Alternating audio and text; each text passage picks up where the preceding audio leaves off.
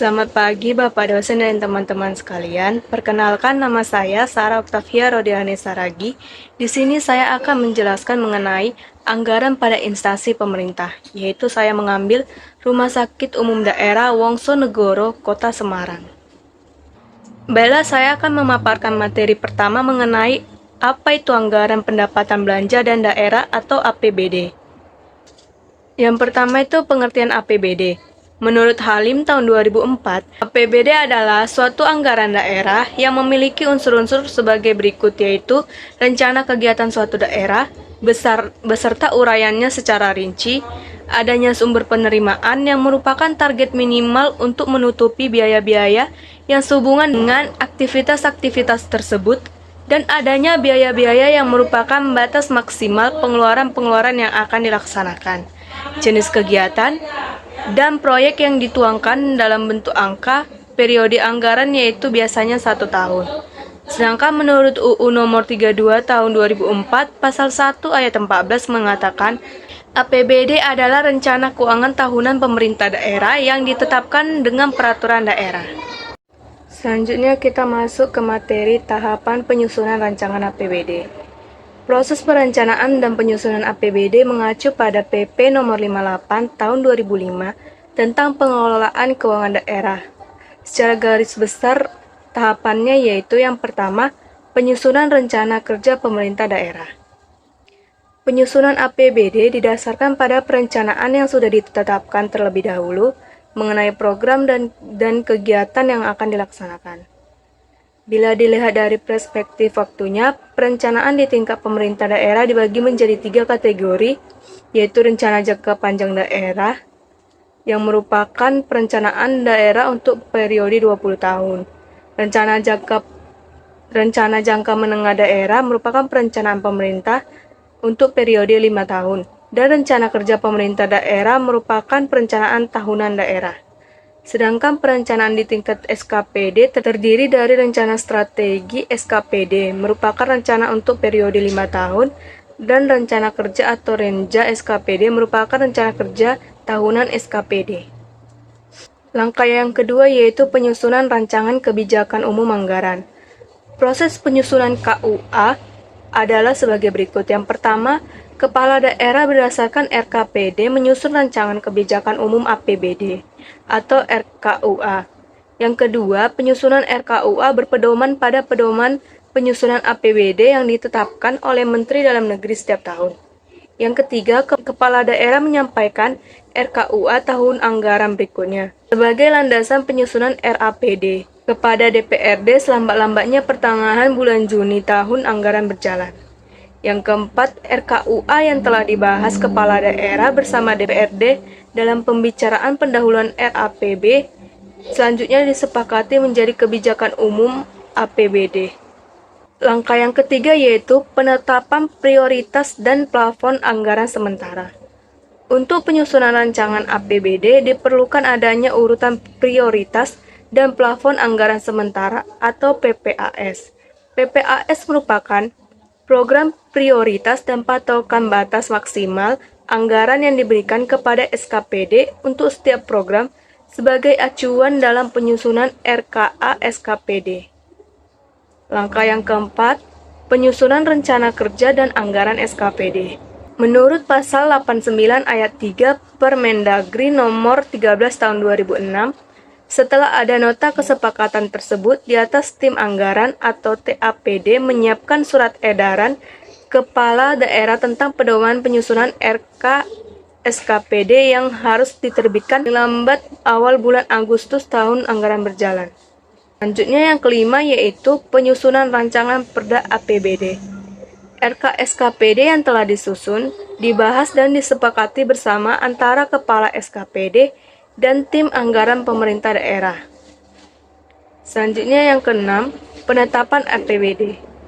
Selanjutnya kita masuk materi yang kedua, yaitu kita akan membahas mengenai anggaran pada Rumah Sakit Umum Daerah KRMT Wongsonegoro, Kota Semarang. Sebelum kita masuk ke anggarannya, kita akan membahas terlebih dahulu mengenai profil RSUD KRMT Wongsonegoro, Kota Semarang. Rumah Sakit Daerah Wongsonegoro adalah rumah sakit umum milik pemerintah daerah Kota Semarang yang dikelola dengan pola pengelolaan keuangan Badan Layanan Umum atau PPK BLUD. Berdasarkan surat keputusan Wali Kota Semarang nomor 445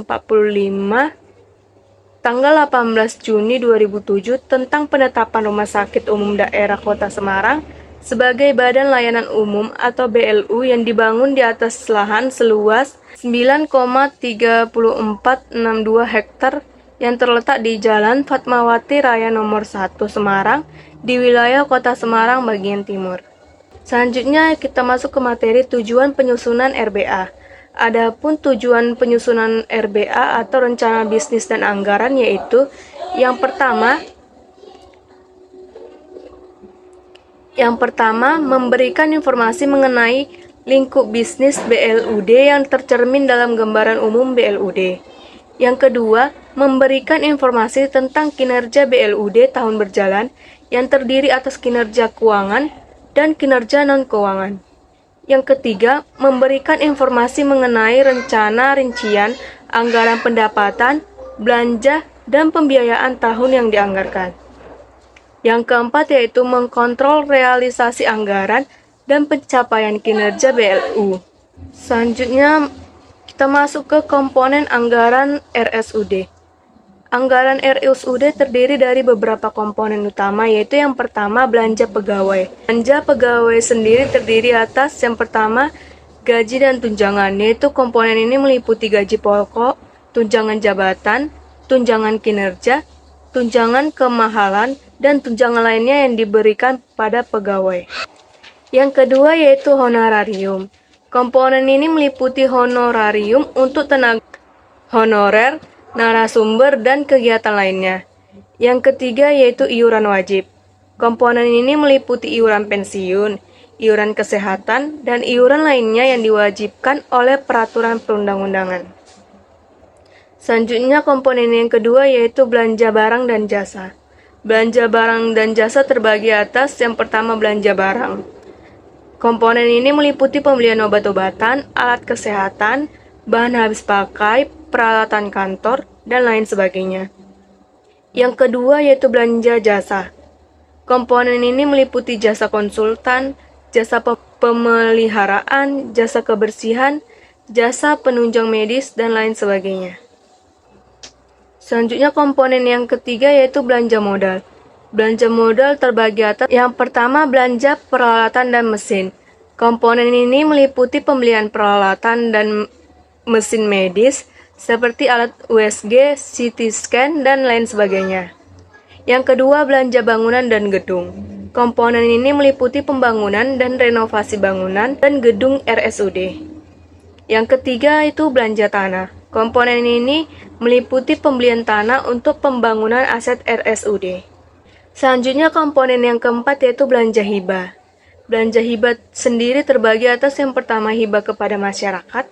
Komponen ini meliputi hibah kepada organisasi masyarakat, lembaga sosial, dan individu untuk kegiatan yang mendukung program dan kegiatan RSUD. Yang kedua, hibah kepada lembaga lain. Komponen ini meliputi hibah kepada lembaga pemerintah non-kementerian, lembaga swadaya masyarakat, dan organisasi internasional untuk kegiatan yang mendukung program dan kegiatan RSUD. Selanjutnya, komponen yang kelima yaitu sumber anggaran RSUD. Sumber anggaran RSUD terbagi atas yang pertama dana pemerintah. Dana pemerintah itu ada dana alokasi umum atau DAU, ialah dana yang dialokasikan kepada daerah untuk membiayai urusan pemerintahan termasuk urusan kesehatan. Selanjutnya ada dana alokasi khusus atau DAK. DAK adalah dana yang dialokasikan kepada daerah untuk membiayai program dan kegiatan tertentu, termasuk program kesehatan. Yang ketiga, dana bagi hasil atau DBH. DBH adalah dana yang dibagikan kepada daerah penghasil sumber daya alam, termasuk dari sektor pertambangan dan kehutanan. Selanjutnya itu ada pendapatan RSUD. Pendapatan RSUD terdapat dari yang pertama pendapatan dari pelayanan kesehatan. Ini merupakan Sumber pendapatan utama RSUD yang diperoleh dari biaya pelayanan kesehatan yang diberikan kepada masyarakat. Yang kedua, pendapatan dari penjualan barang dan jasa. Ini termasuk pendapatan dari penjualan obat-obatan, alat kesehatan, dan lainnya. Yang ketiga, pendapatan dari hibah. Ini termasuk hibah dari pemerintah, lembaga swadaya masyarakat, dan organisasi internasional. Yang keempat, yaitu pendapatan lainnya. Ini termasuk pendapatan dari sewa aset, bunga deposito, dan sebagainya. Selanjutnya, ringkasan rencana bisnis dan anggaran atau RBA pada RSUD tahun 2022. Di slide telah saya tampilkan rencana bisnis dan anggaran RBA-nya. Berikut penjelasan yang akan saya berikan. Berdasarkan tabel di atas, dapat dijelaskan bahwa seluruh pendapatan RSUD KRMT Wongsonegoro Kota Semarang ditambah dengan seluruh anggaran subsidi PAD yang sudah masuk menjadi anggaran belanja yang jumlahnya sebesar 402.397.052.800. Pendapatan RSUD Wongsonegoro Kota Semarang sebagaimana di atas sebagian besar masih berasal dari dana subsidi pemerintah, yaitu APBD Kota Semarang dan dana fungsional BLUD dalam bentuk belanja operasi yang terdiri dari belanja pegawai dan belanja barang dan jasa sebesar 314.845.184.089 atau sebesar 78,24%. Dan belanja modal sebesar 87.551.868.630 atau sebesar 21,8% dari seluruh anggaran. Selanjutnya, total belanja pegawai sebesar 181.806.864.73 yang jumlahnya 45,2% dari keseluruhan total belanja APBD tahun 2022 bersumber dari dana subsidi APBD tahun 2022 sebesar 116.906.052.800 dan dana fungsional BLUD tahun 2022 sebesar 4.932.325.576.